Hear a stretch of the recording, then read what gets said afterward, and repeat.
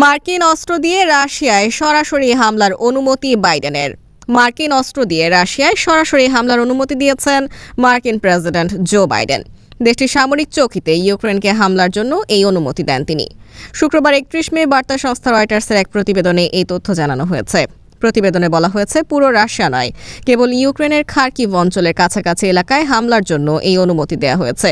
এ হামলায় সামরিক স্থাপনাকে নিশানা করতে বলা হয়েছে। মার্কিন কর্মকর্তাদের বরাতে এই তথ্য জানানো হয়েছে। যুক্তরাষ্ট্রের সিদ্ধান্তের বিষয়ে ওয়াশিংটনের রুশ দূতাবাস এবং জাতিসংঘে নিয়োজিত রুশ মিশন তাৎক্ষণিকভাবে মন্তব্য করতে সাড়া দেয়নি। তবে রুশ প্রেসিডেন্ট ভ্লাদিমির পুতিন রাশিয়ায় পশ্চিমা অস্ত্র দিয়ে হামলার বিষয়ে আগে থেকে হুঁশিয়ারি দিয়ে আসছেন। নাম প্রকাশ না করার শর্তে মার্কিন কর্মকর্তারা জানান, বাইডেনের এই সিদ্ধান্ত শুধু খার্কিভ অঞ্চলের সীমান্তের কাছে রাশিয়ার অভ্যন্তরে লক্ষ্যবস্তুতে প্রযোজ্য হবে। গত 10 মে থেকে এই অঞ্চলে মস্কো ব্যাপক হামলা চালিয়ে আসছে।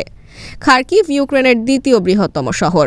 এলাকাটি রুশ সীমান্ত থেকে মাত্র 30 কিলোমিটার দূরে অবস্থিত।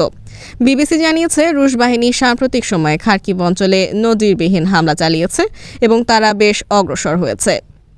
শুক্রবার ইউক্রেনের কর্মকর্তারা জানান, রুশ বাহিনী খার্কিভ উপকণ্ঠে একটি আবাসিক ভবনে হামলা চালিয়েছে। এতে অন্তত 3 জন নিহত হয়েছেন।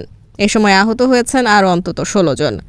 মার্কিন কর্মকর্তারা জানান, army tactical missile system ATACMS বা রাশিয়ার অভ্যন্তরে দূরপাল্লার হামলার বিষয়ে মার্কিন নীতির কোনো পরিবর্তন হয়নি।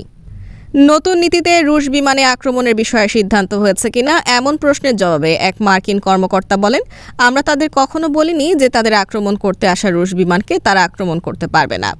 এ বিষয়ে জানতে হোয়াইট হাউস ও মার্কিন স্টেট ডিপার্টমেন্টের কোনো মন্তব্য পাওয়া যায়নি।